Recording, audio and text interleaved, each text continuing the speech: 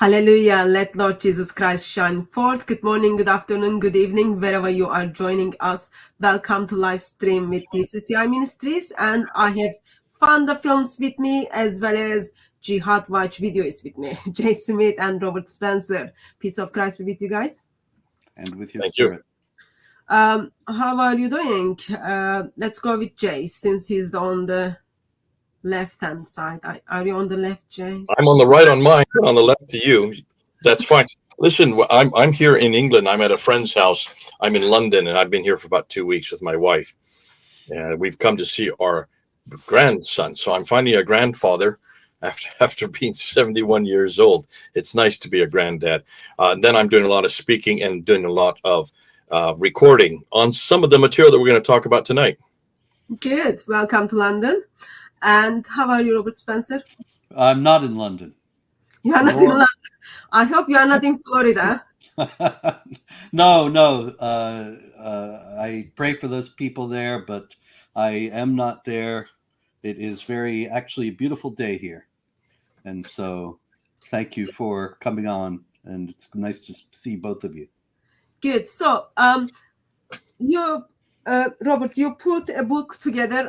How many books this is? 28 or something? 29?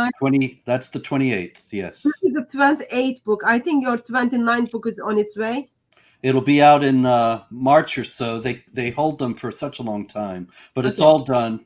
And that one is about anti-Semitism. And I was just moments ago working on the 30th, which is about Islam and society and how it is a failed system for prosperity and for the well-being of a society. And that one should be out around this time next year.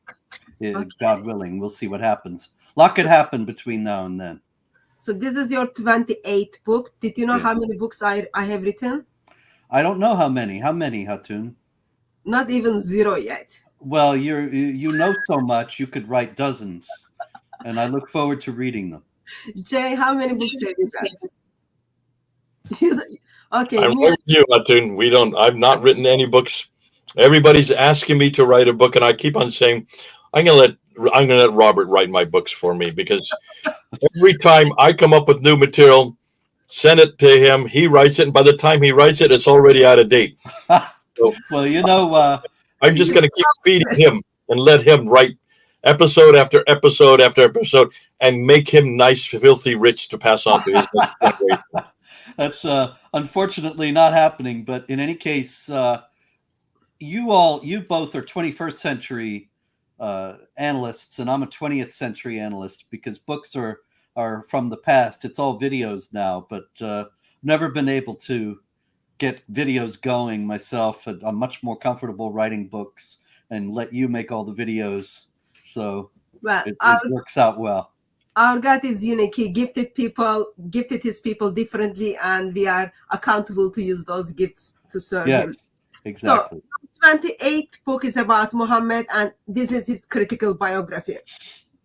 And you've got kind of non-traditional view of Muhammad, as well as Jay has non-traditional version of Muhammad. So traditional version of Muhammad that's what Muslim people grow up, and majority of non-Muslims are aware that he's the Prophet of Islam, was born in 570 in Mecca, died 632 in Medina, and he is he kind of put together he received the revelation from Allah 610 to 632, died. Quran is the revelation he received.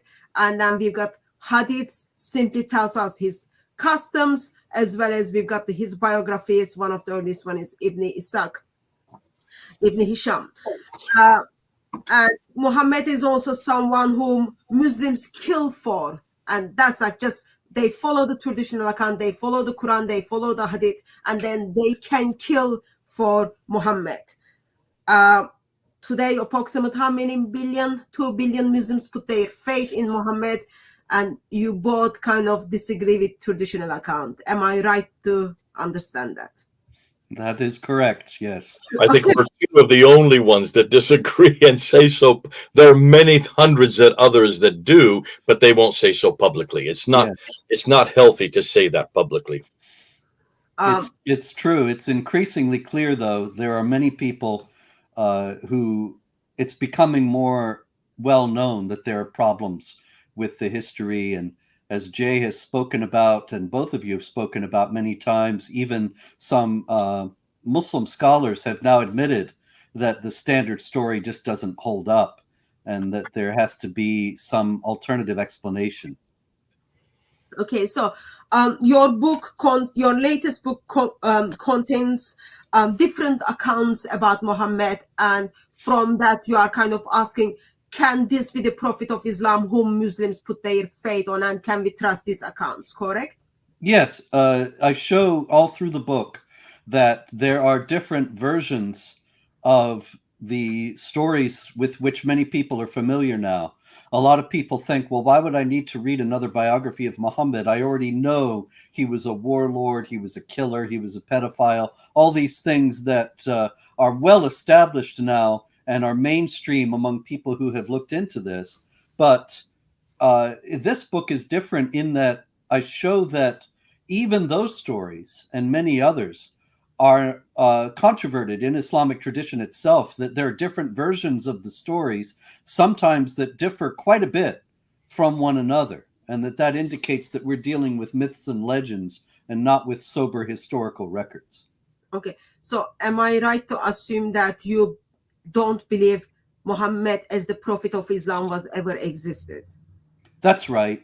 There may have been someone, or I think actually there were a number of people that they may have done some of the things that are described in the Hadith, and that their stories then were folded into this Muhammad legend.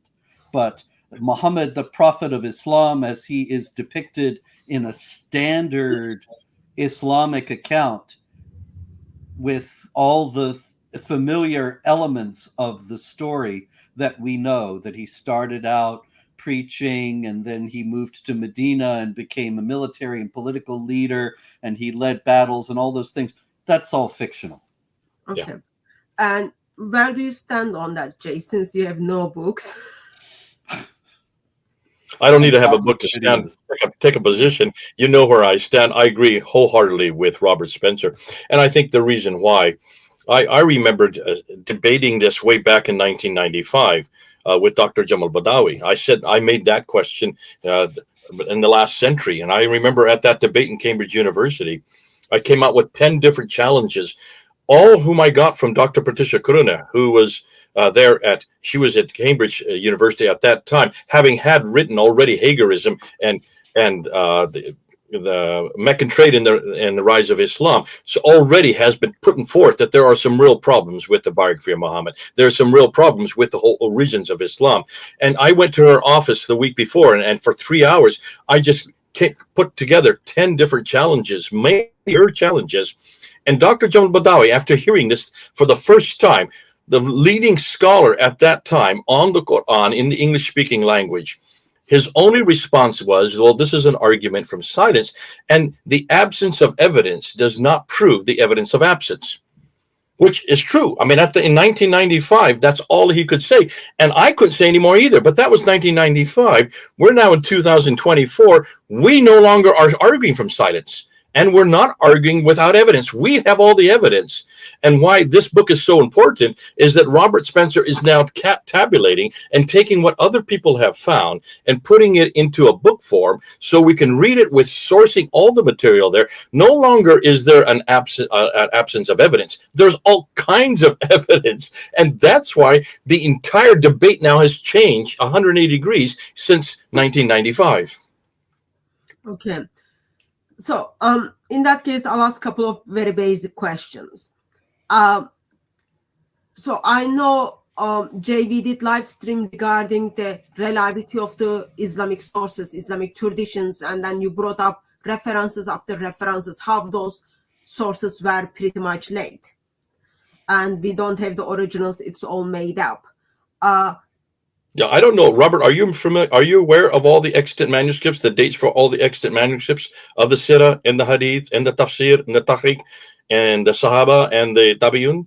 Oh, of course, they're all in the book. And Hatun and I actually also did a video on this recently, because we were answering the same video that you both answered, that the Islamic apologist Farid produced, claiming that he actually was working from an earlier video of yours, Jay, where you were noting how late all the sources were, and he was purporting to point out that there were earlier sources that you were not acknowledging.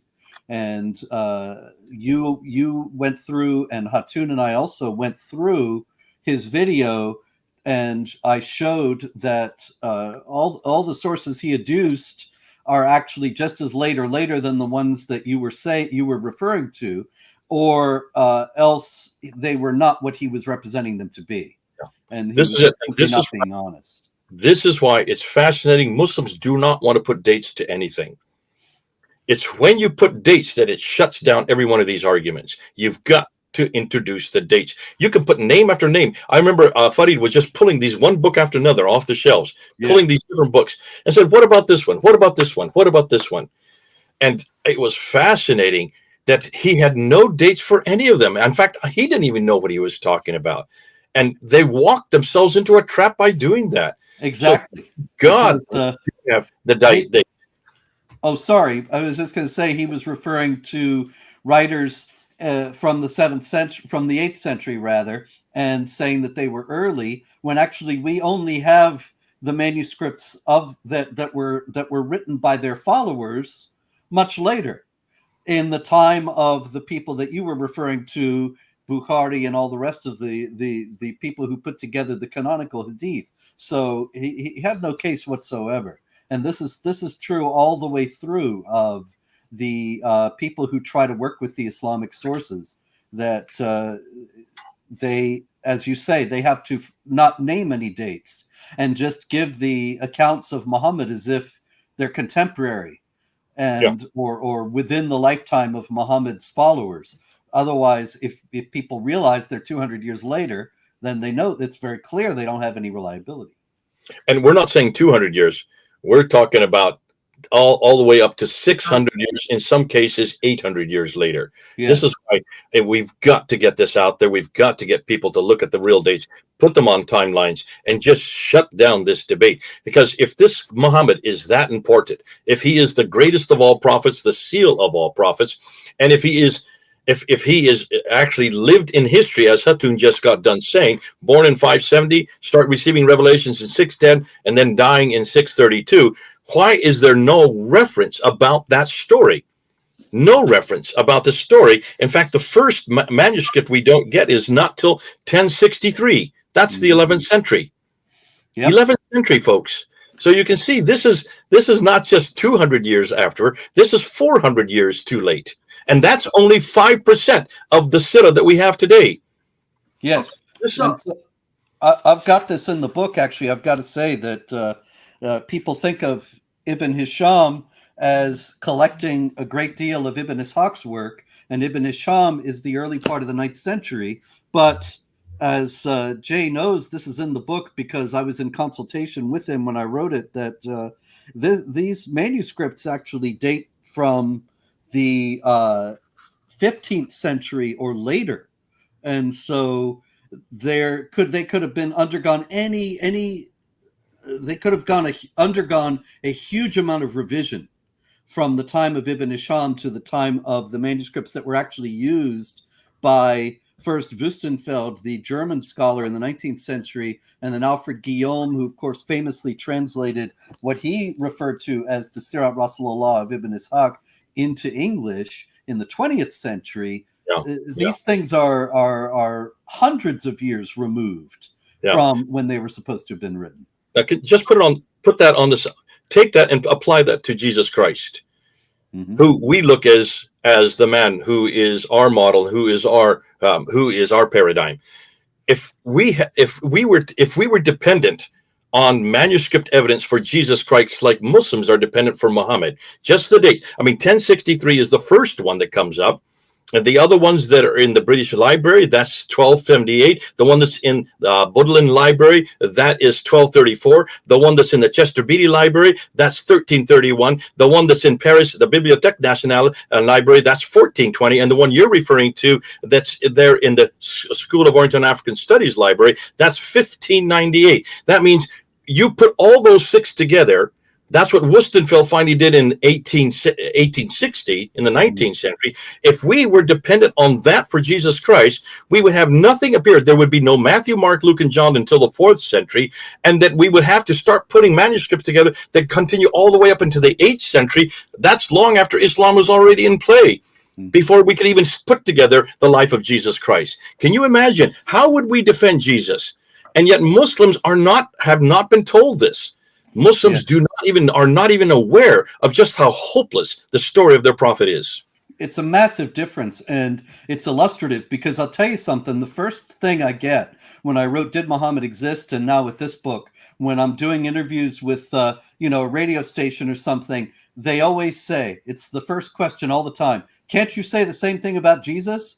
And I tell them, look, you've got in the first century, you've got the apostolic fathers quoting the Gospels and thus indicating that they existed.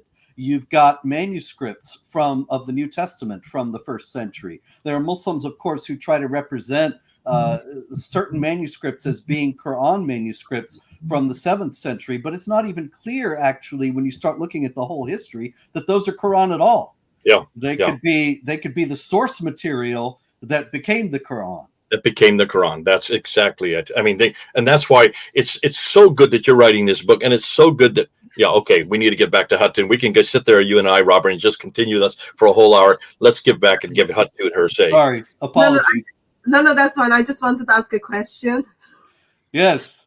So, I am looking from the evangelist perspective. As a Christian, we are told we've got to preach the glorious gospel of Lord Jesus Christ. And one of the way we do it is challenging the teachings of Islam and then introducing gospel, breaking down all the barriers and then introducing his glorious gospel. So when I put it in practice, what can I say? I think you will have, both of you have different version or different answer. What can I say when Muslim turns to me and then says, Muhammad was born in 570 in Mecca, and he started receiving his revelation, which is the first one is Surah 96, in 610. So what does traditional account tells us, and then what does historical account tells us?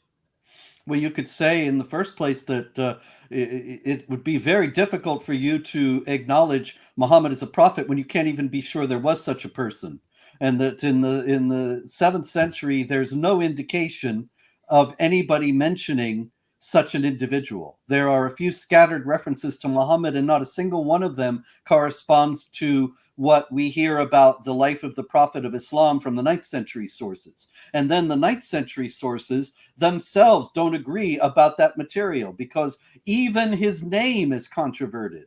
As is well known now, I believe, or relatively well known, there are some Islamic traditions that say, well, his original name was Kutam, or his uncle wanted to call him Kutam, and then his mother got a revelation herself that his name should be Muhammad.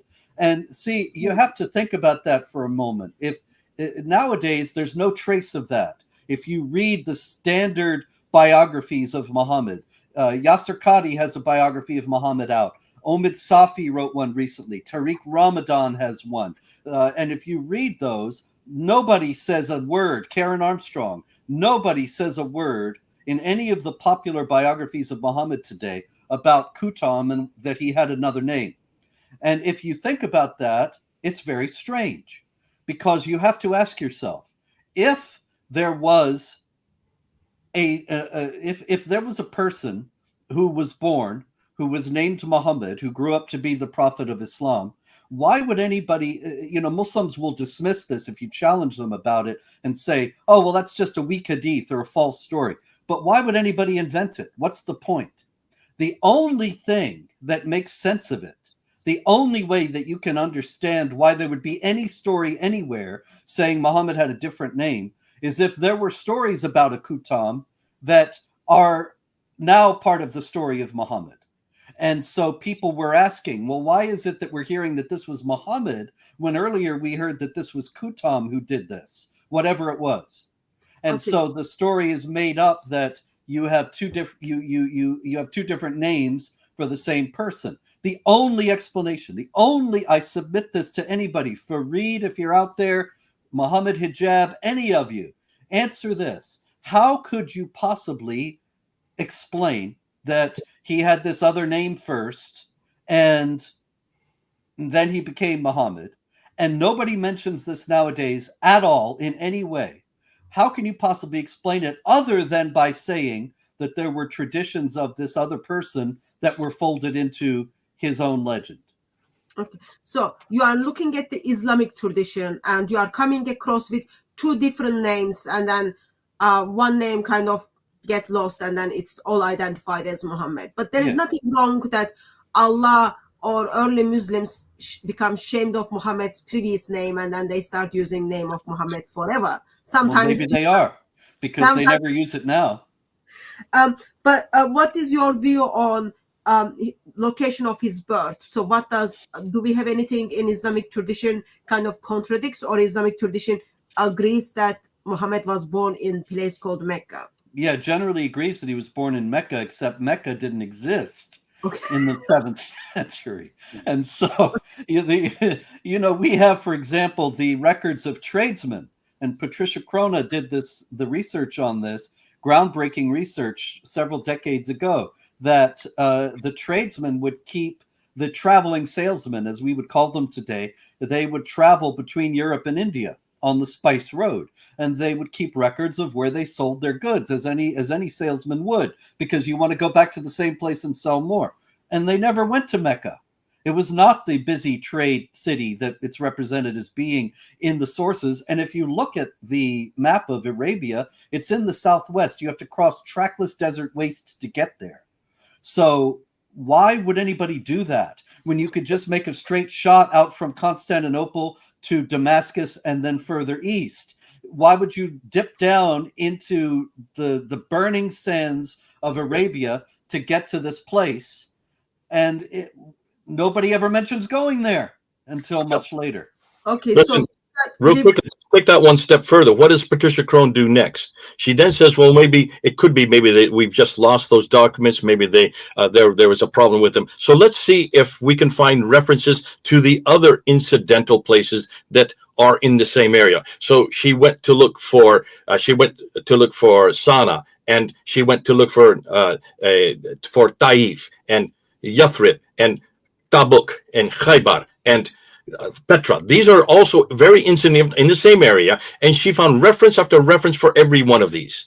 Why is it that these incident places like Taif, that has nothing more than a little hamlet, a place like Yathrib that only had 200 people, these are oases on the Western Plateau? How can she could find references to all of those, yet not one reference in any of any? Unless she didn't just go to one group of references. She went to the Himyarites in the south. She went to the Nubians across the Red Sea. She went to the Nabateans in the north. She went to the Assyrians, the Romans. She went to the Persians. She went to every civilization that surrounded Mecca and asked this question: can you give me one reference?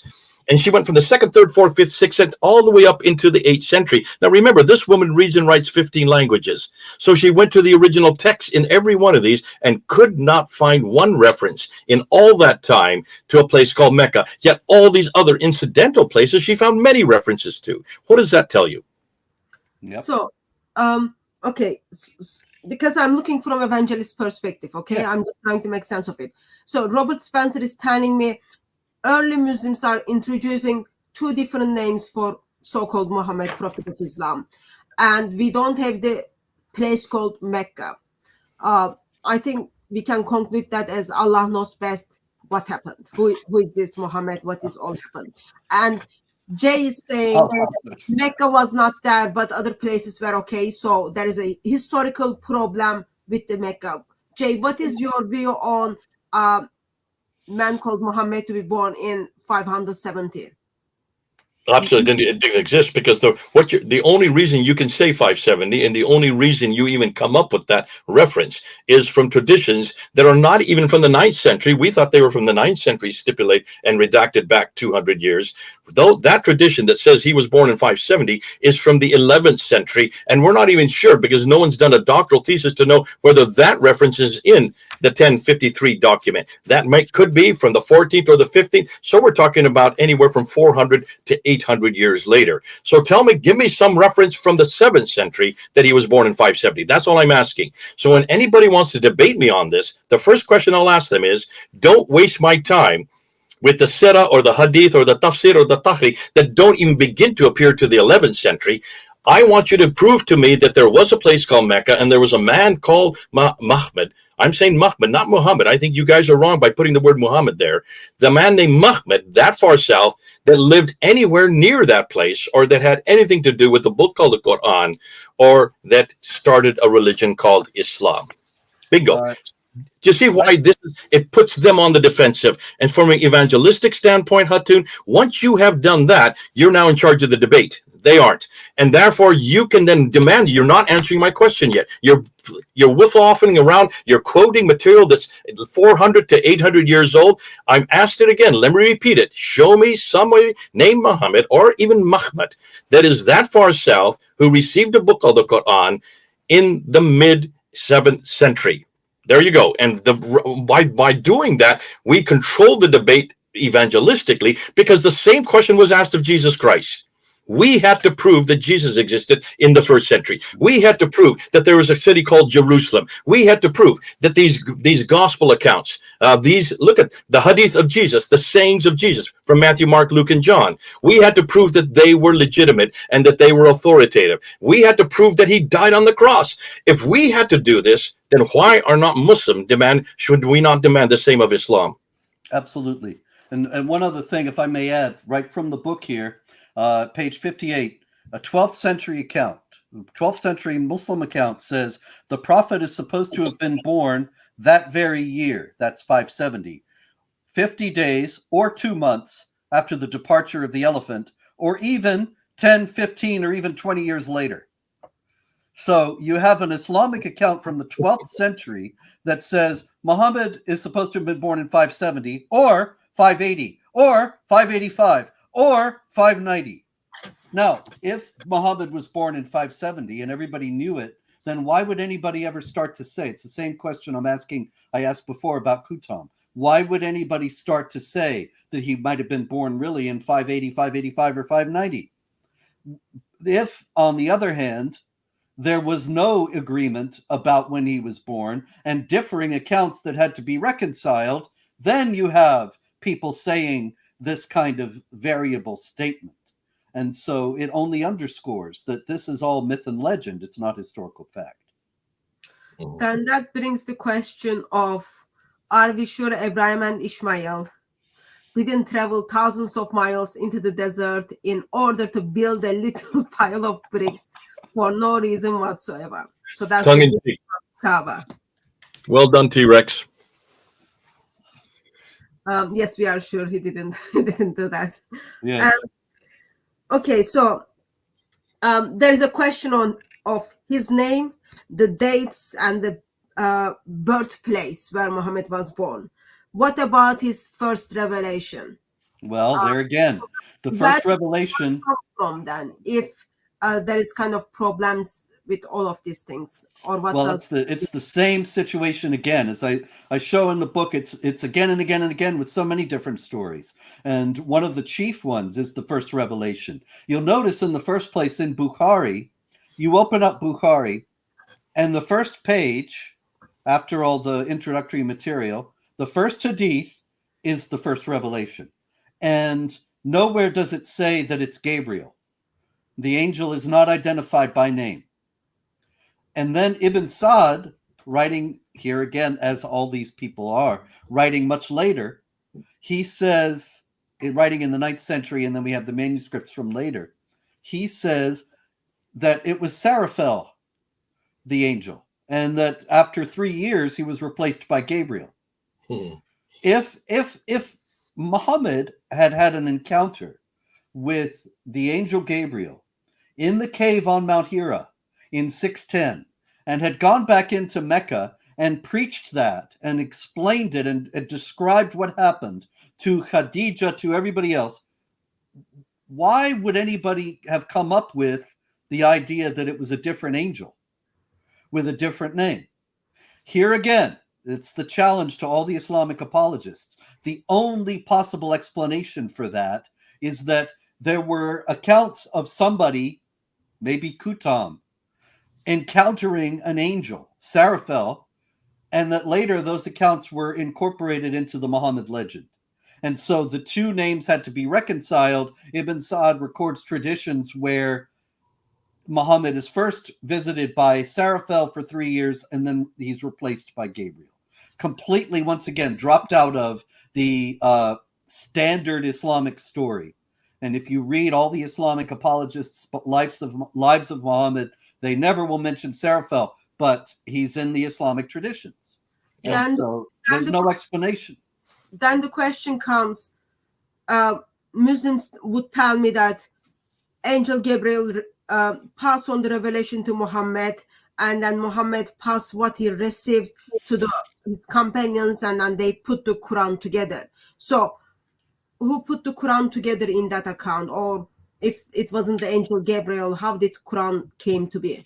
Well, let me give you another little Islamic tradition that doesn't make any sense according to the standard story.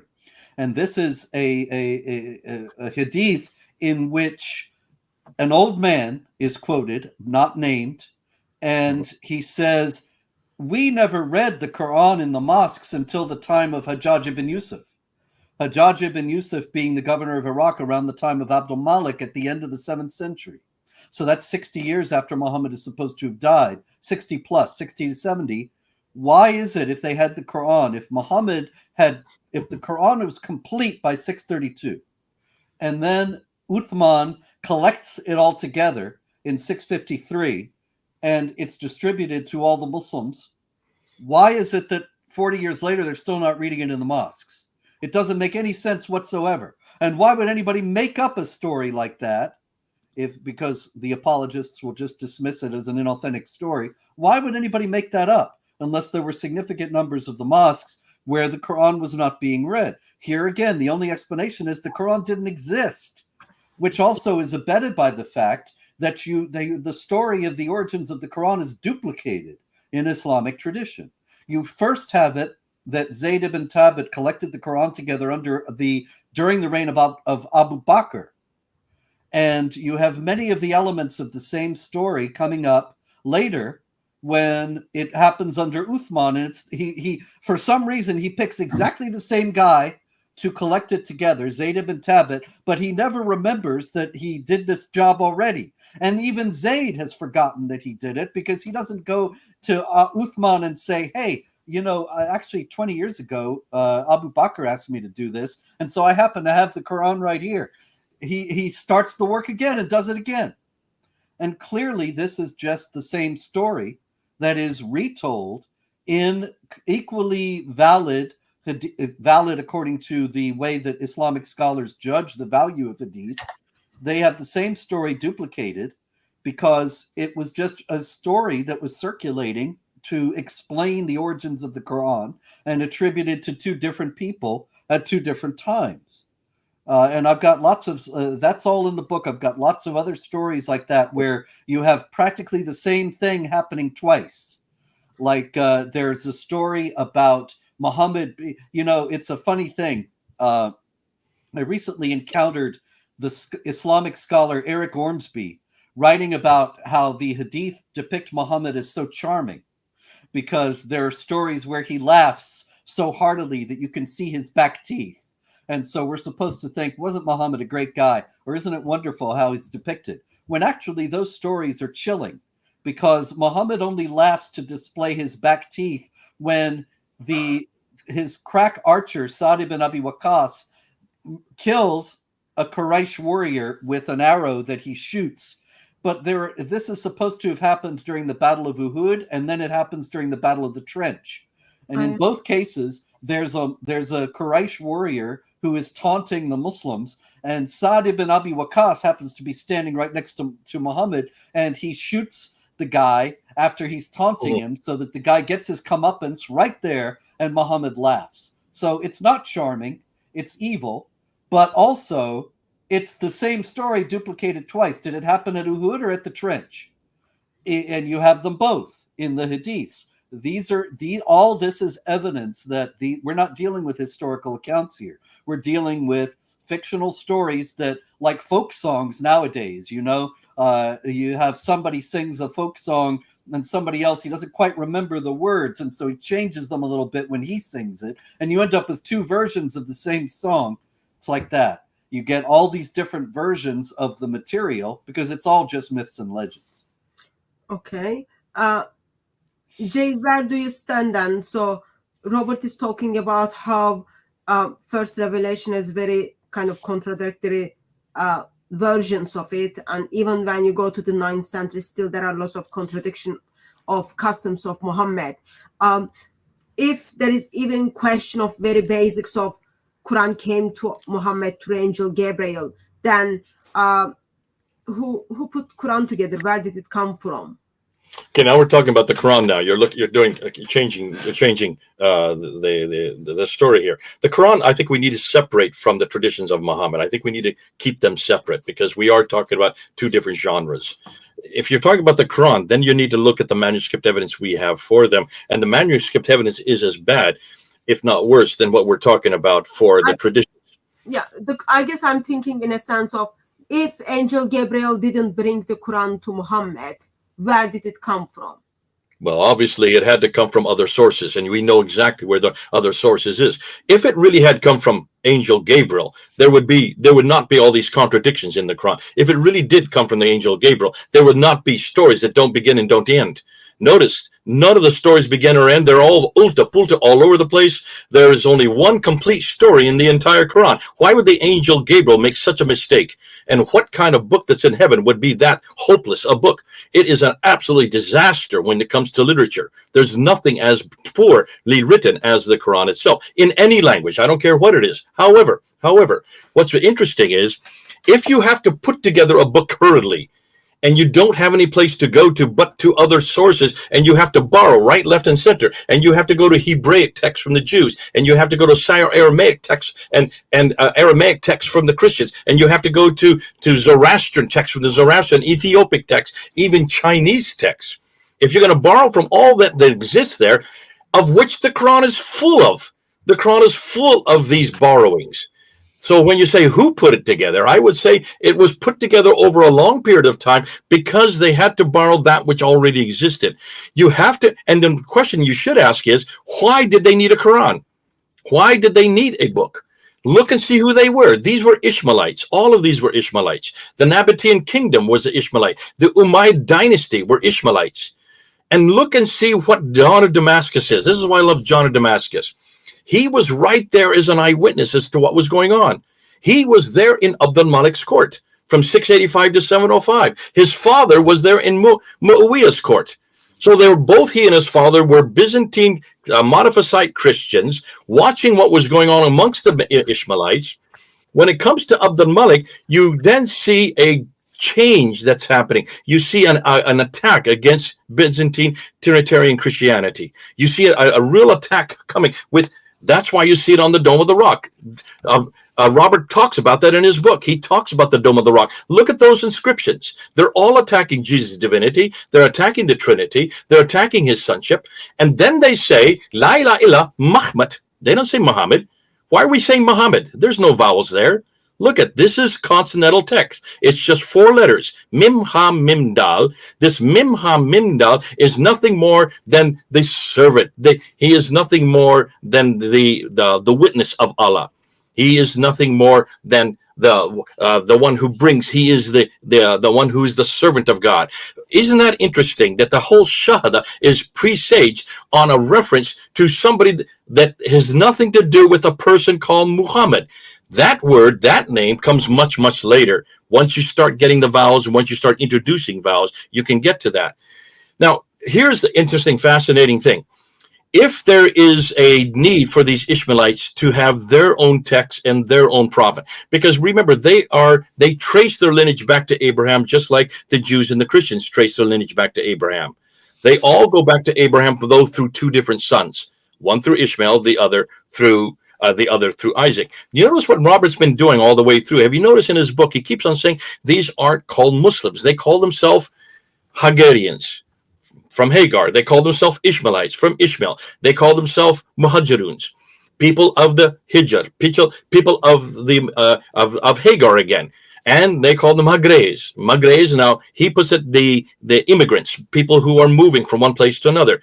They never refer to themselves as Muslims. Isn't that interesting? But most of the terms they give to themselves show where their lineage is. They are in the line of Ishmael. They now have the greatest swath of land. They now control from Turkey in the north all the way to Yemen in the south.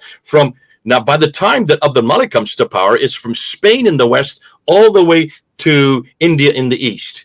Their only other competition, their only other threat are Byzantine Christianity.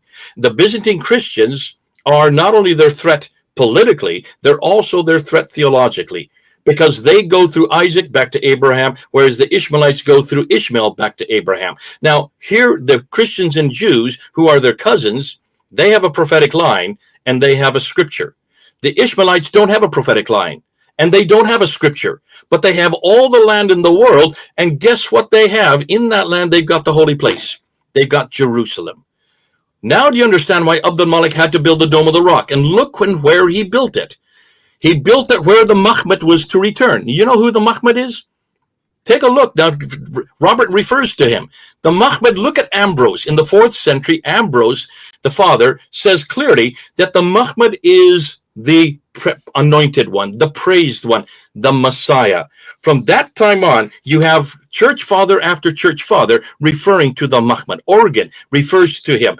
St. Gregory of Elvira in 392 refers to him, the late 4th century. St. John of Cassian refers to the Mahmud, the Messiah, the person of Jesus who is to come again a second time. St. Augustine in 430, in the 5th century, refers to the Mahmud. Apollonius in the 7th century refers to Mahmud. They're all referring to this Mahmud, who is the Messiah, who the Christians and Jews know is going to come back, return a second time. While that's happening, you have the Jews who also are referring to Mahmud, and they're referring to him as the Messiah who is yet to come. They're waiting for him to come the first time. We're waiting for him to come the second time. Where is the Mahmud? Where is the Messiah going to return? He's going to return to the Temple Mount. There in Jerusalem, Mount Moriah. That's why Abd al-Malik built that building there. And that's why when you look at the inner ambulatories, the only original part of the building that still exists today, when you look at the inscriptions, as Robert says in his book, they're all attacking Jesus and his divinity and the Trinity and his sonship, and then introduces that there is only one God but God, and the praised one or the anointed one is nothing more than the messenger of God. Now, isn't that interesting when you look? No, remember what Robert also said in his book? He talks about the 4 references to Mahmud. I'm going to keep saying Mahmud, not Muhammad. Robert, I hope you need to change that in your next printing. Take Muhammad out of there and put Mahmud where it belongs, because there was no vowels that early when that was written. Are you following me? Look at the earliest. Absolutely. Look at the earliest manuscripts of the Quran. There is nothing called Muhammad in those four texts. Those are all Mim, Ha, Mim, Dal. And we've got to keep it to that, because we're imposing our view, the name Muhammad, onto those texts. Well, there goes look at it. Even my computer likes that. It's this fireworks behind me. Can you see why we need to go back to the 7th century and the 8th century, and we need to read the words as they are? Once you see the word that it's just these 4 letters, then you can say, of course, everybody's waiting for the Mahmud. The Jews to come the first time, the Christians to come a second time. The Ishmaelites don't have a Mahmud, so therefore they have to create a Mahmud. Okay. They have to create what everybody's waiting for. No wonder Abd al-Malik puts it there on the Dome of the Rock, but he's still not he's nothing more than an anti-Trinitarian Christian. This is really an internecine battle going on between the Trinitarians and the anti-Trinitarians. Why are we surprised? This happened in the 4th century. Arianism. well, we call it Arianism after him. He was an anti-Trinitarian. Athanasius was commissioned to confront anti-Trinitarianism and at the Council of Nicaea. So this has been going on since the 4th, 5th, 6th. Why are we surprised it's not raising its head in the 7th century? Someone a little earlier in one of your comments, Hatun, said, is this not a heresy, or is this a sect of Christianity? That's exactly what this is. This is a heresy of Christianity. And that's why John of Damascus is so important, because he was right there watching this happen. He was there. He was a witness, a testimony to this going on right there in the courts of Abd al-Malik, there in Damascus. But he doesn't say anything. He dare not say anything because he's a Trinitarian. That's why when he goes and he finally leaves his job and he goes to the monastery, he then writes his greatest masterpiece. Look at the title of the masterpiece. It's right there. It's so clear. The heresy of the Ishmaelites. That's exactly what he's saying. He's been trying to say that. He's trying to tell us this is a heresy. In order to have a heresy, you have to have a heresy of something. Obviously, it's a heresy of Christianity. It's an anti-Trinitarian heresy. And then he names 4 books. Isn't it interesting? There's not one Quran. And this is written in 730. This is well into the 8th century. So here you have John of Damascus referring to the book called the cow. That's now become chapter 2 of the Quran. The book of the women, that's now become chapter 4 in the Quran. The book of the table, that's become chapter 5 in the Quran. And the book of the camel, which there is no chapter. Obviously, these are 4 other books that will then morph into the Quran at a much later date, which fits the manuscript evidence of the Quran itself, Khatun. That's exactly what we're finding in the manuscript evidence. So we should not be surprised that none of the earliest Qurans in the 8th and going into the 9th century are complete, nor has anybody looked to see which of these 2, 4, 5, and of course the one that doesn't exist, when were they introduced into the Quran, and when was the auxiliary material introduced at that period? I mean, here's a doctorate to be done right here. This is why we need to bring the Quranic material along with the material on Mecca, and of course this material on Muhammad all together in one feed, because what you're finding is that they all fit to the same place. They're all saying the same story. Okay, so we've got. Oh, sorry. Go ahead, Robert. Well, I just wanted to add a couple things because that's very important points Jay's made, and just to emphasize a couple of things in them. As far as John of Damascus goes, he's quoted in Muhammad the Critical Biography. I wanted to point out that he says that Muhammad composed many frivolous tales, to each of which he assigned a name. And that's when he mentions, as Jay said, the text of the woman, the cow, the table, and the camel of Allah. Now, the woman, the cow, and the table, as Jay mentioned, are the parts of the Quran, chapters of the Quran now, and the camel is not. Mm-hmm. But John gives no indication that they're all one book. He's writing about them as if they are 4 different books. And 3 of them are in the Quran now, and 1 of them isn't. So look at the date, 730. We're talking a good 100 years after Muhammad, if he even lived, died. And so it seems as if it's reasonable to surmise that at 100 years after Muhammad is supposed to have died, John of Damascus does not have the Quran as we know it today, and that it did not exist as we know it today. Otherwise, you don't take the chapters of a book and act as if they're separate books. Nobody would do that now. Yeah. And the only explanation for his talking about this, just as the only explanation for Kutam and Sarathel and all the rest of it, is that these were not one book at the time that John's writing. Some of them made it into the Quran and some of them didn't. Or maybe the camel material made it into the Quran under another name or distributed in various places, because there are stories, very strange elliptical stories that never make any sense about a camel of Allah several times in the Quran, but it's not a particular chapter of its own. Now, just one thing, and then I'll be quiet. The Dome of the Rock also very important, and as Jay noted, it's a Christian place, and it seems to have been an anti-Trinitarian Christian church to begin with, and the inscriptions bear this out, because this is the first time that we get the statement, Muhammad is the servant of Allah and his messenger, and Muhammad is the messenger of Allah. But that's all it says about Muhammad. You would think that when you have a statement written on the wall of this holy place that it says Muhammad is the messenger of Allah, that if you read on, it's going to be about Muhammad or Allah. It's not. The rest of it is about Jesus. Every bit of it going on and on and on after it says Muhammad is the messenger of Allah is about Jesus. Robert, can I just ask one question? Where does it say Muhammad on the Dome of the Rock? It's in the inscriptions where it says it's MHMD. Yes. There you go. It's not Muhammad. You're playing the same game, and I'm going to hang you on this. Would you stop calling it Muhammad?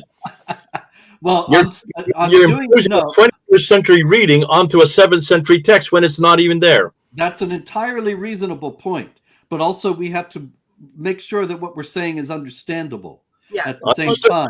You're assuming that is Muhammad. People hearing you will say, you're talking, see, Muhammad's there, when he was not there. Actually, my point is just the opposite. My point is that it wouldn't make any sense to have a long inscription where you mention one person and then without any explanation and without any sign of transition, you go on in the rest of the lengthy statement to talk about somebody else. Yeah, there you go. So it's very clear that the MHMD or Muhammad as the messenger of Allah, as mentioned in the Dome of the Rock inscription, is not referring to the Prophet of Islam.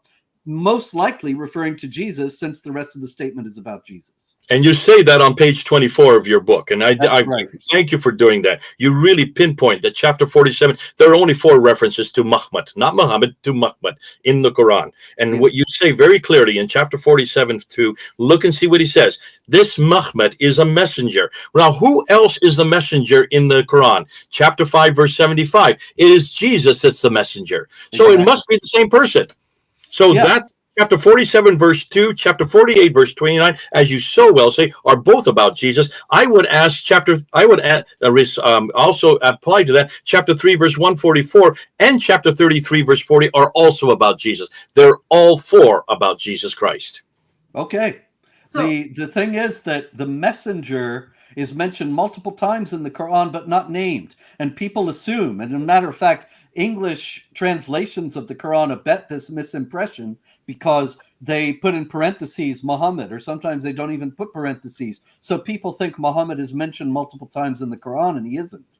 They're talking about the messenger. Look at what it says in chapter 5, verse 75.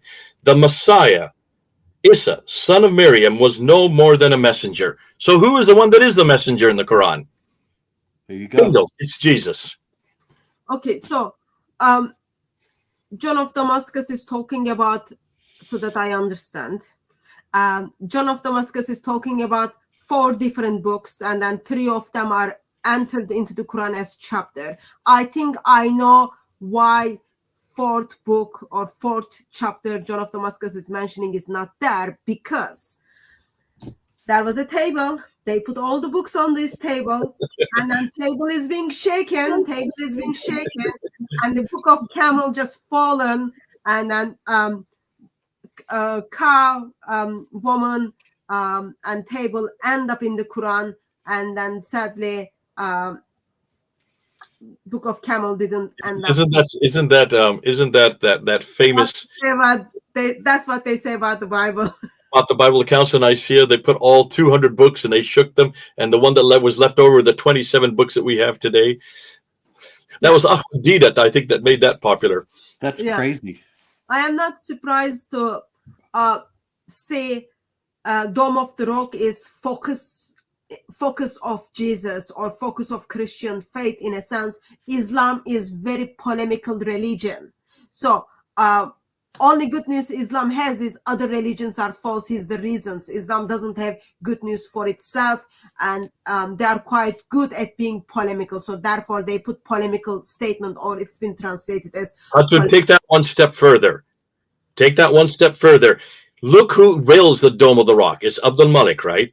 His biggest threat are Byzantine Christianity, but Byzantine Trinitarian Christianity, they are most not only a political threat, but they're also a theological threat. So by building it right there on Mount Moriah, where the Messiah, where the Mahmud is going to return to, both Jews and Christians believe he's going to return to Mount Moriah. He builds it right there looking down over the Church of the Sepulchre. So that's where the pilgrims come from, for the Christian pilgrims. This is not only a Christian polemic, it's an anti-Trinitarian Christian polemic against the Trinity. It's also a political polemic. So you can see both coming and going. He's doing two things simultaneously, which is very clever. That's why, oh, there go the balloons. That's why this is not down in Mecca, nor is it up in Damascus. It's right where it needs to be. And no one's picking up on that. And we've got to emphasize that point.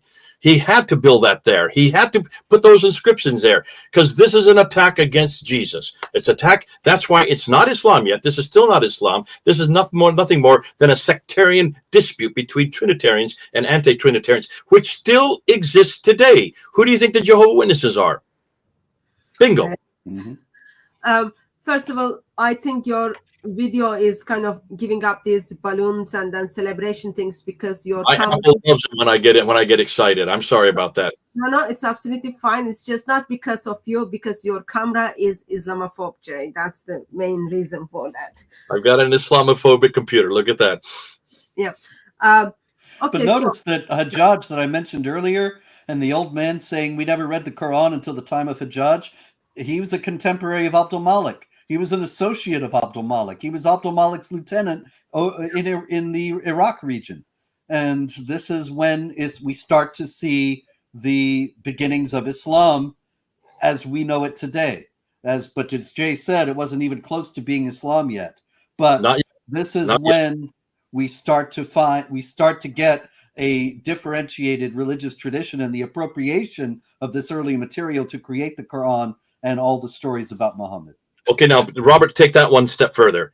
If you start with a book and you now have the man, you now are appointing this as the Mahmud. This is the Mahmud that everybody's waiting for. You now have the Mahmud, right? What do you need next? You need to put him in a place. Not only that, then you need to give him a backstory. Now can you see why it takes 70 to 100 years to get that backstory correct?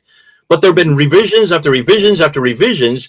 And remember, we're told this. We're told that al-Bukhari was given 600,000 of these akhbars, and he threw out 98% of them, only retained 2%, only 7,367. Even Muslims tell us that this was going on. That was the Abbasids destroying all the Umayyad documentation. That continues right up into the Ottoman period, because almost all these extant documents that we're looking at now are from the Ottoman period. So it takes them another 400 to 500 to 600 years to finally get the story right. That you finally got the biography right by the 16th century, not written up until the 19th century by a German. Why did it take a German to write that up? Why didn't the Muslims write that up long before that? Because there was no agreement on which document they're going to use. There were so many competing stories. That's why the good old Wistenfeld put it together and gave them and did the job for them. But that to me shows all the more reason why when Muslims today say they know who Muhammad is, they know what his story is, they know what he said, they have no idea just how late that story was put together or how late what he said was put together. And they are not aware of just how weak their argument is. Well, that's why they need to read the book, because it's all in here, including the lateness of the material, but also the variations on so much of it. Like people take for granted that Muhammad was 23 years, 13 in Mecca, and then 10 in Medina. Even that is controverted in the traditions. And there's no agreement. There's general agreement that it was 10 years in both. But there's all kinds of variation as to what he was doing the other 3 years. And some say he was in Mecca, some say he was in Medina, some say that he was somewhere else altogether, or that he was silent for 3 years and then started to preach. And these things are just more confirmation of what you're saying. Well, they stole that part from Paul when Paul was like taking time to kind of... Exactly. So... Before we get off this, can I just make one more point on what Robert's saying? And, many people say that, they always claim that everything that we're dependent on is for much, much, much later redacted back. That's the claim that's always made about the person of Jesus Christ. What we're finding here is just the opposite.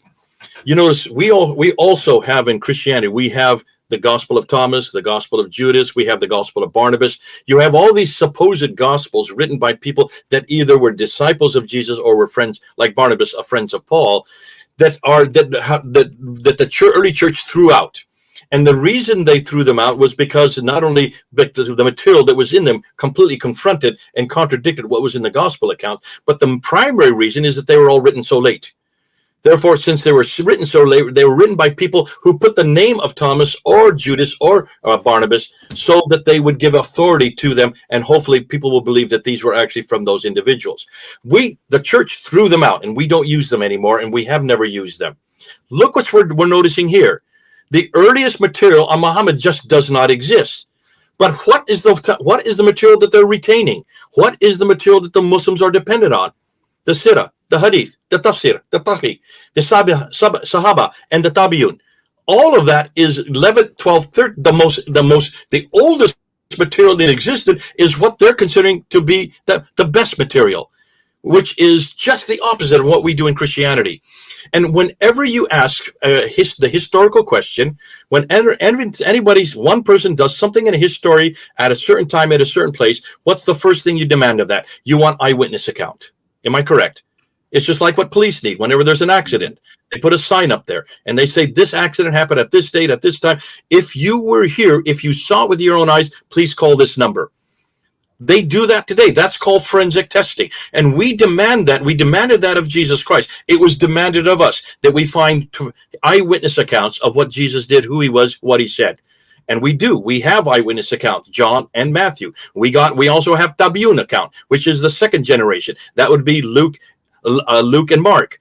But we also, because of the fact that we made sure that those people who wrote about Jesus, what he said and did, were from that time period, not hundreds of years later, and from the same area, not thousands of miles further north. All of that was demanded of us, and we were able then to find that, to be able to show that Jesus is historical. What he said and what he did, we can trust. Muslims have the same the demand that we must put on them. They are to do the same thing that we've had to do with Jesus Christ. They must now find references to this man named Muhammad in the 7th century, doing what he did, saying what he said in the place that it happened. That, I don't know how they're going to do that. Thank God we don't have to defend Muhammad. I'm so glad that that's not something that I have to prove. But isn't it great that we can do that with Jesus Christ? Yeah, and it's really astonishing, because when you look at the historical record, we not only have the New Testament, but as I mentioned before, we have the Apostolic Fathers, the disciple, the Ignatius of Antioch, the disciple of St. John, the Clement of Rome, who was a disciple of Peter, and they quote the Gospels. This is in the early 2nd century or the late 1st century. So take that out to the 7th century and try to find, say, a follower of Umar or Uthman or any one of the companions, and you don't find anybody talking this way. Or if you do find it produced, then when you look, you see, oh, actually, this is a 9th century record.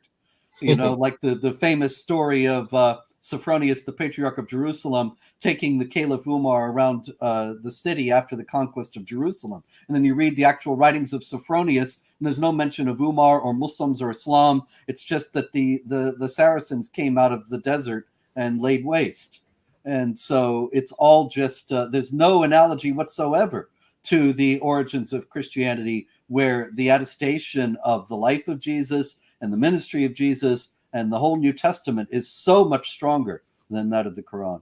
There you go. And Islam. So, just quick addition. So Luke and Mark will be still the first generation for the gospel accounts. So I remember, Jay, I don't know if you remember, you've got actually better memory than me. Remember at Speaker's Corner, we would use the same hadiths, let's say same Sahih Bukhari hadiths with the different version of the same story. And even today, when you kind of talk to the Muslims, they reject one of the story, and then they say, oh no, you've got what about this Sahih Bukhari? It's similar story, but like the details which you are focusing is little bit different. So there is a contradiction within Sahih Bukhari tradition or within Islamic tradition. And then we've got this amazing contradiction between Sunni and Shia accounts, Even Sunnis and Shiites do not agree regarding what Muhammad said, what Muhammad did. And now Robert Spencer is bringing other Islamic sources. All of them are disagreeing with very basics. Then I guess the question would be, what would be the motivation or the reason for someone even to decide in 8th century, 9th century to put together biography for Muhammad, or decided to write down the customs of Muhammad? Why there is a need, or what is the motivation for that? I think Robert's really good at this, but let me go ahead and before try to say what I'll say, and then I'll give it over to Robert because he has some amazing. I mean, I've actually worked with this on Robert, and he has some great comeback on this. If you are creating a religion or a faith, a sect that is in contradistinction to the heresy that you're trying to confront, as you're doing that, many times you're going to have disputes that happen within the group itself, and those disputes are going to create different sects within sects. It happens even today, and this happens within Christianity. It happens within Hinduism. It happens within every religion. There are sects that branch off, and as they confront each other, they then have to try to find a authority for their belief or their practice. The best way to find authority for your belief or practice is to hang it on the originator of your faith. That's why with the Gospel of Thomas, the Gospel of Judas, the Gospel of Barnabas, they hung it on the names of people that were from that period, from that place, to give authority to it. Although like the Gospel of Barnabas is written in 1643, the 17th century, by redacting it back to the originator, that gives you authority for what you're trying to say or a practice you're trying to impose. As these happen, of course, other groups come on even later that don't like what's gone before, and so they eradicate that and put their own traditions, and then they claim that these are the ones that belong to Muhammad. As long as you put Muhammad's there and give him as the arbiter for this practice or that belief or that doctrine, then of course you get the authority for that. That now makes sense why so much of this is so late, why all of these are late, and all that has been destroyed are documents that predated that. What you can't destroy, however, are the coins and the rock inscriptions and, of course, the buildings. Those are the things that help us to know really what did happen in the 7th century. So why did they put these together? Why did they create the Hadith? Why did they create the Sirah? I would suggest to create a authority for the needs that they had at that time. Now you can understand why they're not even 9th and 10th century. These are 11th, 12th, 13th, up until the 15th century. So I would suggest much of this that we're finding out about what Muhammad said and did is not Umayyad. It's probably not even Abbasid. It looks like much of it is Ottoman. Well, you know what's remarkable about that? You know, the wild thing about the Umayyads and the Abbasids is that the Abbasids are famous for criticizing the Umayyads for irreligion. That supposedly the Umayyads, which is Muawiyah, Muawiyah was the caliph starting in 661, and it was his son who defeated the son of Ali at Karbala in 680. And so you've got this guy who's at the foundation of Islam. Aisha asked him during the caliphate of Ali to fight against Ali because she hated him because he had said, when she was accused of adultery and Muhammad was all upset, Ali says, "What are you so upset about? You can just get another woman." And she heard him. This is all Islamic tradition. But in any case, the point is that Muawiyah and his family, that's a foundational family of Islam.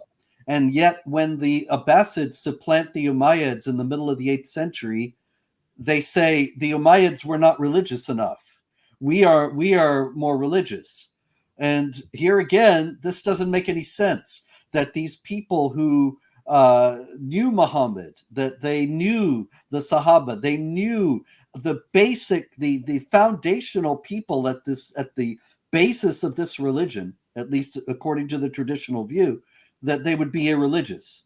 Why would they be irreligious? They were right there at the beginning of this thing. They should be the most energized about it. But they're accused of irreligion. The only actual explanation is that they were not irreligious at all. It's just that the religion did not exist yet. Mm-hmm. And that had to be explained, that as the Umayyads' lack of mention of Islam in their inscriptions and on their coins and in all the rest of it. It had to be explained away. And so And the they had Abbasids crosses on all their coins. exactly.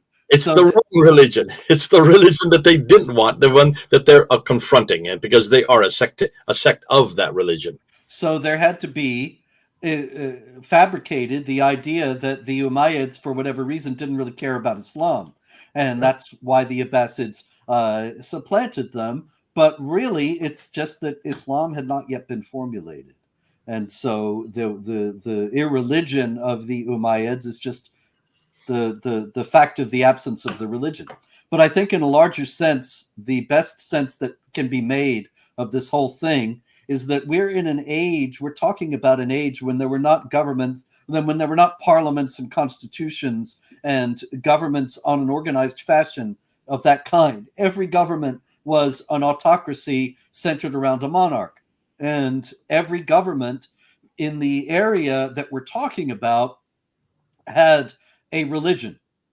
The Roman Empire, or what's known as the Byzantines, they were Christians and Orthodox Christians, and the Persians, the other power of the day, were Zoroastrians.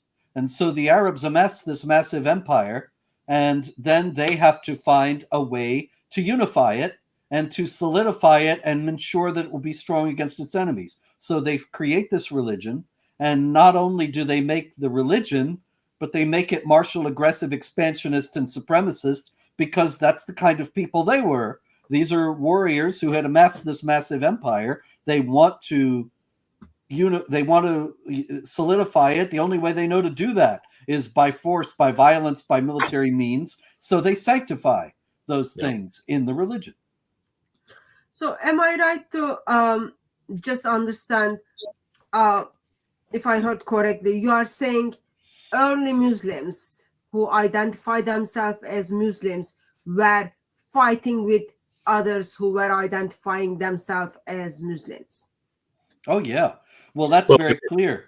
But that's just a second. It's clear from the fact that there are 593,000 fabricated hadith that Bukhari rejected, which is something that even Muslims admit, that these were created by one faction of the Muslims in order to support their own point of view. And then another group would create a different story that might be completely contradictory to support their own point of view. And it's all just confusing people. You don't mean Muslim at this early, do you?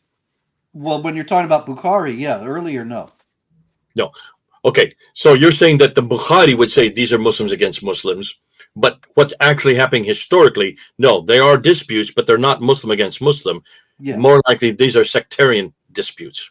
Yeah, absolutely. As the religion is being formulated, you have different factions who are supporting different perspectives on what this is all going to be about, or who come out of different traditions, Arian Christianity, or any number of other things. And all this has to be consolidated. And so it was actually put all together, but the contradictions were not ironed out. And then the whole isnad business was created in order to provide a justification for rejecting some of this material. But there's great many contradictions in the material that's considered canonical anyway. Just for the clarification, when you say isnad, what do you mean? The chain of transmitters, the thing that's supposed to establish whether the hadith is authentic or not. The names when it says, I took this from this, I took this from this. That Aisha told this to somebody else who told it to somebody else, and 5 other names. And if all those people named are reliable, then it's considered authentic. And if they're not, then it's not. But of course, the isnad chains can be forged just as much as the stories can. And so you put an authentic isnad chain, whatever that may mean in your particular area or particular time, and you circulate it in order to give the story authenticity. But the earliest hadiths did not have the chain of transmitters at all. And later on, you have the same story with different transmitters, indicating that the chains of transmissions were themselves fabricated and altered in different places at different times based on who was valued, who was considered to be a revered, respected figure, and who was not. Okay. This question that's come up by T-Rex is very good. And T-Rex, thanks for bringing these to the fore. Luxembourg, and you need to also put Gunther Lulling's name in there, because Gunther Lulling is the one that really started this and paid the price for daring to say that maybe much of the original hymns, those beautiful poetry, are Christian hymns. He was thrown into obscurity because of that. Luxembourg wisely didn't use his name. That's not his real name. That's his pseudonym. But went much further than Gunther Lulling to find that almost all the subtexts of these hidden passages of the Quran are hymns and lectionaries and homilies, all to Jesus Christ. One of the most remarkable things about that is the mysterious letters. And Hatun and I were talking about this recently. That, the mysterious Luxembourg posits, and I think he's got a very good case, that, and this is in my book, The Critical Quran, that the mysterious letters, they don't make any sense in any Islamic context, as even Muslims themselves admit. Only Allah knows the meaning of these letters. But they make sense if you think of them, think of the Quran as a Christian lectionary with disparate readings, which is why it jumps from one topic to another, because it's readings for different times of the year. It's not a coherent narrative. And so you are given directions as to where to go next, what to read next. If you've ever been in a liturgical church, I'm an Orthodox Christian myself, and if you've ever sung, you know that you might be singing one hymn from one book and then switch to another book, and you have to know where you're going and what you're doing on a given day. And so it's the same thing that Luxembourg is saying you have in the Quran, and the mysterious letters, the Alif, Lam, Mim, and so on, that are at the beginning of so many chapters, they are directions for the liturgist to know where to go next in the lectionary, and that's why they don't make any sense on the face of it in the Quran. Okay. They stole from us Everything. According to Islam, their hands should be cut off, but we will let that go. What Too are many your hands. yeah? What are your thoughts on this? Maybe John of Damascus around 730 AD hears 4 books. So that's, we talked about Camel's chapter of Camel or book of Camel is not in the Quran. Al-Hajjaj put together in a full book in Kufa, 710,000 miles away. So John of Damascus misses the full book by a handful of years as it begins to circulate. That's entirely possible. There's no reason why that wouldn't be so, but it's just all total speculation. But I think that there is a very important point here that has more to do with the Hadith than the Quran, that you could have Hadiths being accepted and circulating and considered authentic, and 1,000 miles away, other ones that are completely contradictory being circulating and being considered authentic, and so on. And then once, as time goes by, and as Jay has noted, we're talking about getting into the Ottoman period, and even later, these things have to be standardized, and you have these collections, and this is why there's so much contradiction within the canonical collections. Any comments on this, Jay? Yeah, I'm just looking up real quickly, and maybe you can help me with his name. Who is the 9th century Ishaq, the Christian in the courts of Mamun? Not Ibn Ishaq. His name is Ishaq, but he is a Christian in the courts of Mamun, and there's this famous quote that has been around for centuries, and no one really understood it, where he's remonstrating, and he's saying, now we're talking about the 9th century now, that you Muslims who are still putting together, chopping and piecing together your holy book. And most people just dismiss this as the guy was either ranting or he just didn't understand what was happening. We now look today and say, hold on, here's another eyewitness, just like John of Damascus was an eyewitness. John of Damascus was watching this happen in the courts of Al-Hajjaj, Abd al-Malik in the late 7th century. Here you have Ishaq, who's there as a Christian, watching the exact same thing happen, even as late as 820. We're talking about the 9th century, and he's seeing that this book is still being put together. Yep. The problem we're going to have is we don't know how we still haven't been able, or no one really wants to take a position on dating the manuscripts that do exist. The 6 major manuscripts that we talked about since 2014, those are still been redated and redated and redated. If you look at this new book that's just come out by my good friend, I have it here somewhere, on the Topkapi manuscript. If you look at the Topkapi manuscript, and I don't see it in front of me at the moment, he is now saying that the Topkapi manuscript is not mid-8th century. It may be 9th or 10th century. So we're as we do more research, as they get more, if they look at the paleography and the codicology of these Quranic manuscripts, we're going to start pushing these manuscripts even further and further back, which suggests, therefore, that we might be coming on to the same time period that we're talking about the traditions for the Quran itself. I think that I actually discuss in the book that the Quran might not have been in its final form at the time that the canonical hadith were collected. I can't find it now where it is, but I've got a tradition where it says that Gabriel himself gave the order of the surahs in the Quran, but it doesn't correspond to the order that we have today. And so why would the Muslims contradict what Gabriel himself told them about the ordering of the Quran? Unless, of course, this was a rival tradition that lost out and so on. But still, this is 9th century or later that there seems to be controversy still over the ordering of the surahs in the Quran, indicating that even the Quran itself was not finalized by that time.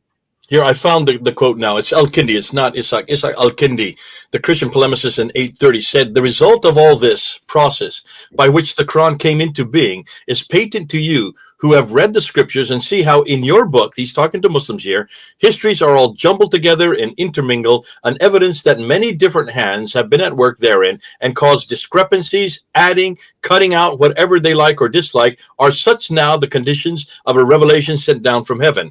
So this was written in 830, well into the 9th century. Always has been scholars have always questioned what's going on here. Well, now, as we realize, most of the earliest manuscripts are not even from the 8th, they may be 9th century. It looks like this was happening while Al-Kindi was right there as a eyewitness to it. There you go. They just dated Topkapi Medina for 8th century, almost complete, just two pages were tear down and then they edited it out, but that's the latest one on Topkapi as well. Do you think that Surah 61 verse 6 is called Jesus coming back, MHMD, becoming HMD, the praised one, as returning the most praised? Well, it's referring to Ahmed as being the one who's coming back, so I'm not sure I understand the question. Maybe are you suggesting that it originally referred to Jesus coming back? It's entirely possible, but I don't know of any manuscript that says such a thing. Jay might. If you keep this as Mahmed, then this would fit right in with what the Christians believe. And if this is borrowed and put into the Quran, then why are we surprised? Of course he's the one coming back. The Mahmed is returning. That's what Ambrose said. That's what Origen said. That's what Gregory said. That's what John Cassian said. That St. Augustine, they all said this. Why are we surprised? If you're going to borrow and put it in the Quran, for heaven's sakes, get the right name and make sure that you give credit to who was the one that wrote it. So this would make sense. The praised one, the anointed one, is coming back again. His name is Jesus. Okay, so we are almost an hour and which now means we're going to have to redo chapter 61:6 all over again in our argumentation and say, actually, the Quran is actually correct. But isn't it interesting how we're finding out the Quran is correct on so many of these points? Like on chapter 6, verse 164, and also chapter 3, verse 38 on atonement. Actually, the Quran gets it right. Someone who is a bearer of sins cannot bear the sins of another. The only one who doesn't bear sins can bear the sins of another. Well, isn't that what we've been saying? And where do you think if it's in the Quran, where do you think it came from? It came right out of the Bible, for heaven's sakes. We're just exposing and showing that so much of this has been borrowed, but the Muslims perverted it along the way with their dots and vowels. Yep. Need to bring it home. Okay, so sad news is there are lots of other things I want to ask and I want to go through. Book is only 340 pages. Sorry, I didn't mean like only as a negative, like the book is 340 pages and there are lots of other things I wanted to go, but actually that's a great way to say it. It's only, I wish it was 1,000 pages is what you really wanted to say. There's such good material in this book. Yeah. Therefore, people, buy this book. It is loaded with material and there's going to be huge discussions, I think, from here on out. Thank you so much, Robert, for what you have done. You've been a blessing to us. You've been a blessing to the church. You're actually a blessing to Muslims because you're actually doing what Muslims should have done. They should have done this. Why haven't they done what you have done? Why haven't they done this historical critique? Why aren't they looking at their traditions with their prophet and asking the question you have asked? Since that should be done by every religion, we had to do that with Jesus. We're going to demand that the Hindus do that with the Upanishads and the Vedas, and we're going to ask the Sikhs do that with the Granth Sahib. We've asked we've already demanded the Mormons do that with the Book of Mormon.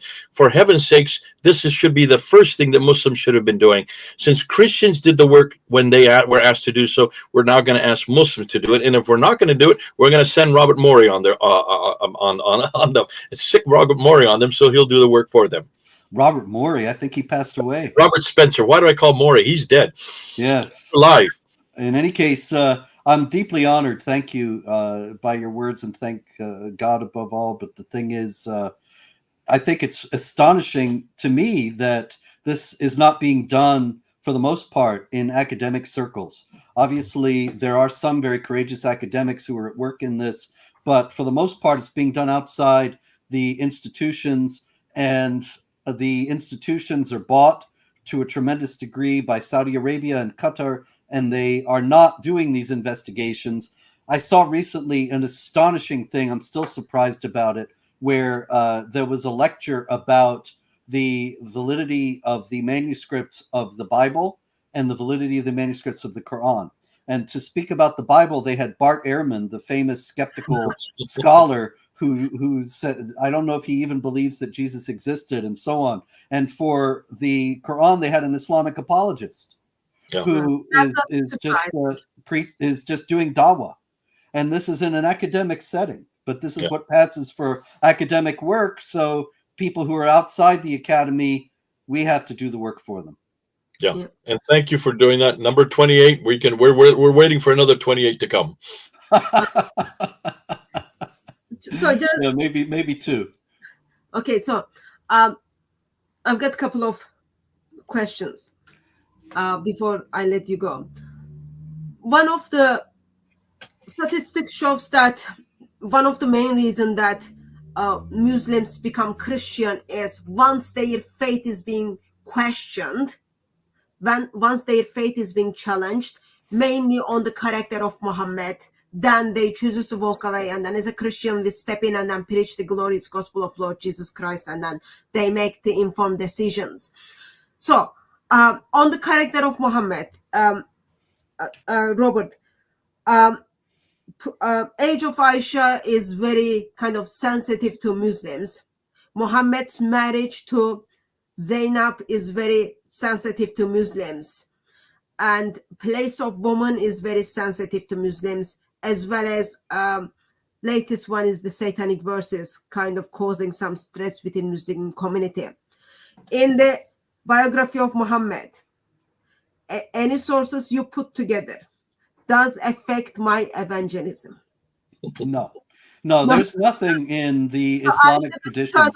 Although Western Islamic apologists will tell you there are Islamic traditions that say that Aisha is older. Actually, there is remarkable unanimity in the Islamic traditions about how young Aisha was, and it seems to have been Sunni Shia polemic.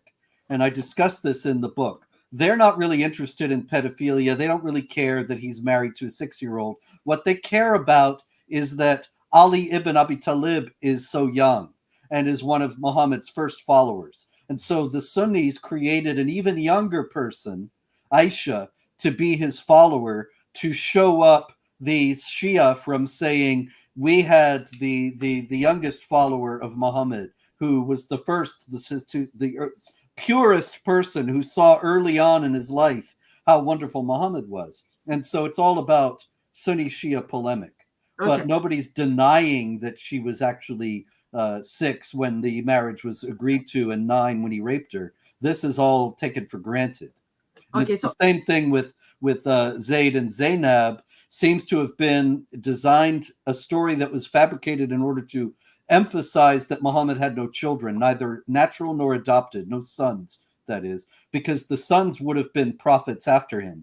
and they would have shared in his prophetic spirit because they were his sons, just as Jesus is Moses' nephew in the Quran. And so in the same way, they have to cut off that Muhammad had any natural or adopted sons to show that he's the last prophet. And so that's just an apologetic story designed to show that, to preserve once again the Arab Empire by precluding the possibility that there could be a prophet after Muhammad. Okay, so that's just. Can I just say something on this? Just a second. So therefore, I can say, get the book. Still, Muslims will be on the back foot. Yes, very much so. Yeah, more than ever. We were told by Muslim scholars, Islamic scholars, that when Muslims are on the back foot, when they are challenged, and surveys show that mainly on the character of Muhammad, they walk out of Islam. Jay, you kind of dig into Muhammad, and sadly, after destroying the Quran, you kind of destroy the Muhammad, or whoever you call him to be now.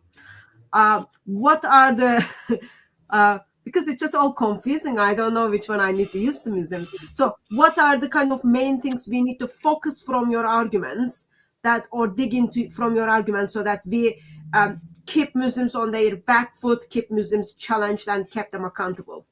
Okay, I'm going to answer this two ways, and I'm going to follow up from what Robert Spencer said, and also really then tie in this book with my answer. These whole questions of whether Muhammad was a pedophile, or whether Muhammad was violent, or was misogynistic, or whether or not he all these questions are Western questions. These play much stronger here in the West, in places like London and in the United States. I travel all over the world, and when I travel around the world and I talk to Muslims in places like India or Pakistan, I don't go to Pakistan, but in other places in Africa, Muslims don't see a problem with this. They love this Muhammad. Yes, of course, I wish I could be like Muhammad. What a paradigm. Yes, he destroyed his enemy. I want to be like that. Yes, he led men. What did Jesus do? Jesus was a wimp. He didn't do anything. He never got married, never had children, knew nothing about families. And so this does not play well outside of Europe. So be careful. I think this is much more, this polemic that Hatut's talking about, she's gone off right now. I think she didn't want to hear me say this. This polemic is much more of a European, United States, Western polemic. When you get outside of Europe, when you get outside the United States, what you're doing, Robert, is much more devastating. I'm heading down to Africa right now. They want me there, and I'm going to 5 different seminaries because they want this material. They don't want this stuff against Muhammad because they see that as hate speech, and they get killed for that. That's where they don't want this, what we call the bad breath material on Muhammad. They want something that's neutral, that will not kill them, but at the same time destroy Muhammad. What you've done in this book, Robert, is some of the most devastating material that you can use. That's why this book is much better for the rest of the world. It's also good for Europe and the United States, because this book does not get you death threats. This material that you're coming up with, I don't get any strikes on my YouTube channels anymore. I'm not getting death threats. In fact, I'm having Muslims come up to, I just had somebody here in Tesco who recognized my voice, came up to me, wanted to shake my hand. He was a Muslim. And he says, I hate what you're saying, but I have so much respect for what you're doing. And what he loved about it is I'm not sitting there mocking Muhammad. I'm just saying he didn't exist. Mm-hmm. And he says, that's much more devastating. I don't know how to answer that. But let me shake your hand and get my picture with you because my son would love to know that I met you. So these kind of things, I think it is, and Hatun, continue doing that. Don't stop confronting Muhammad. We do need people to talk about his misogyny. We do need people to talk about his violence, especially here in the West. Because in the West, most people look at a model for mankind like Jesus Christ. They don't like to say that, but every time they have a problem with Muhammad, it's because they're comparing Jesus with him. And when you compare Jesus with Muhammad, Jesus wins every time. And whether we like it or not, we don't like misogyny here in the West because Jesus didn't like it. Whether we like it or not, we don't like violence because Jesus didn't like violence. The very thing we hate Muhammad for is because of the fact that Jesus stands in such opposition to him as far as his moral character and as far as his relevancy today. But the deeper question, the one that you're answering in this book, is much more devastating because this is saying, hold on a minute, why waste time on it talking his misogyny when he didn't even exist? Why waste time talking about whether the Quran says this or that, or even understanding whether the contradictions, when it never was there? It never was there. It was there later, but not earlier. And that's why, in some ways, I really appreciate what you've done here. You've done us a great favor. You put it in a readable form. You've put it in a sense of characterization that we can use. And you've given us so many great arguments. Now you're going to have to write a second and third edition, because there's new arguments that now that even add to what you're doing, but they don't take away from what you're doing. They're going to add, like you did with your did Muhammad exist in 2012? You had to rewrite it in 2021. God bless you. I'm so glad that you're young and you don't have gray hair like me. You're going to be around for another 40 years. Well, so I do have to.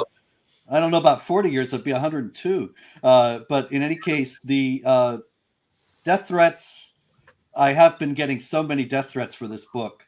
It's astonishing. Quite many more than I usually get. And, for this book? Yeah, this book. But I don't think I would venture to say that the people who are issuing the threats have not read it.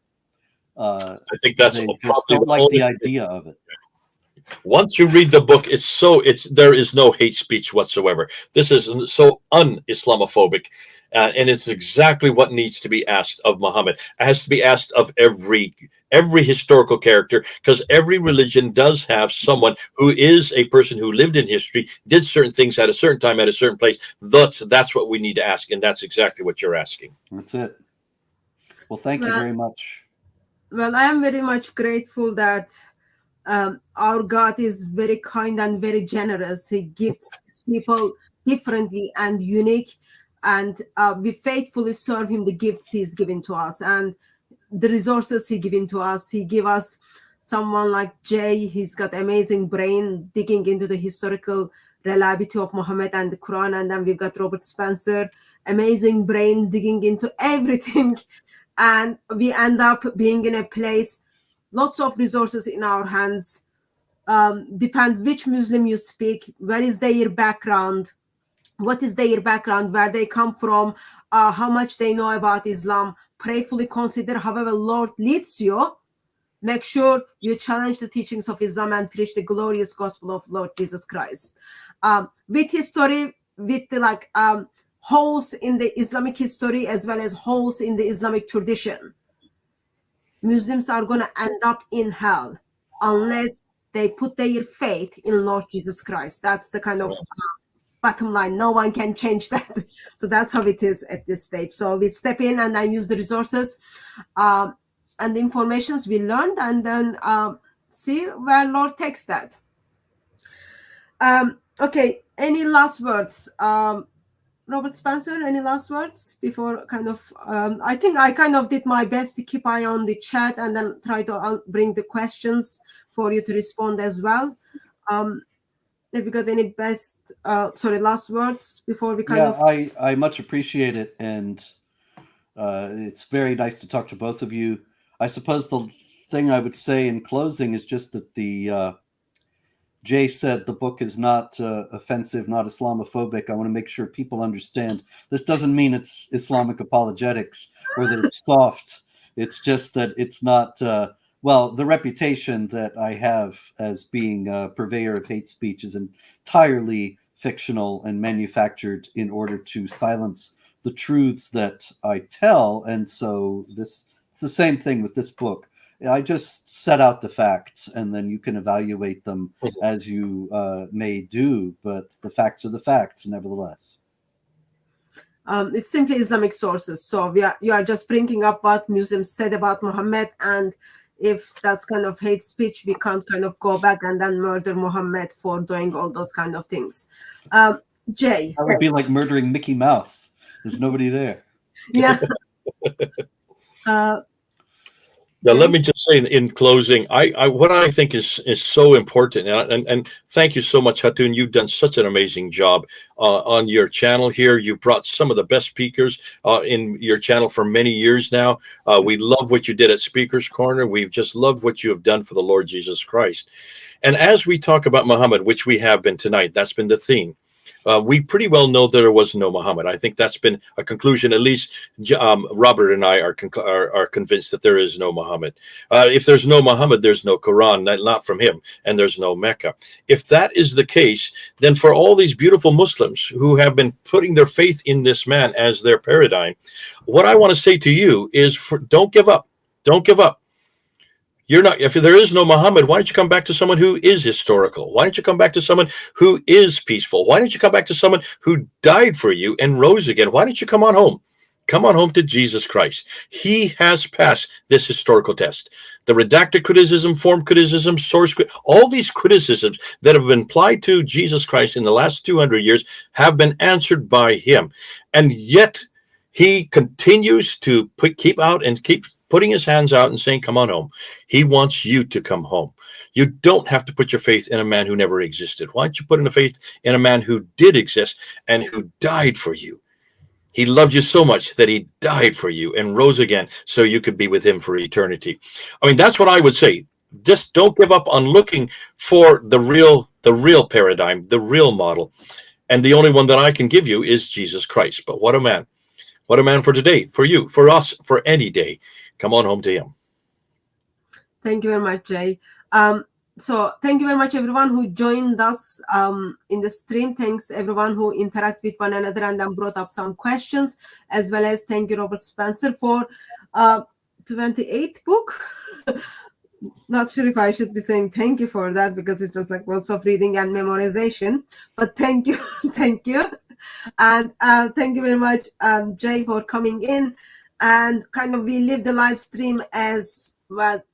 Allah knows best if Muhammad was exist, but tradition tells us there are lots of confusing stories, and history tells us there was no Muhammad. So by God's grace, we will see you on another live stream. Thank you very much, everyone. Bye-bye.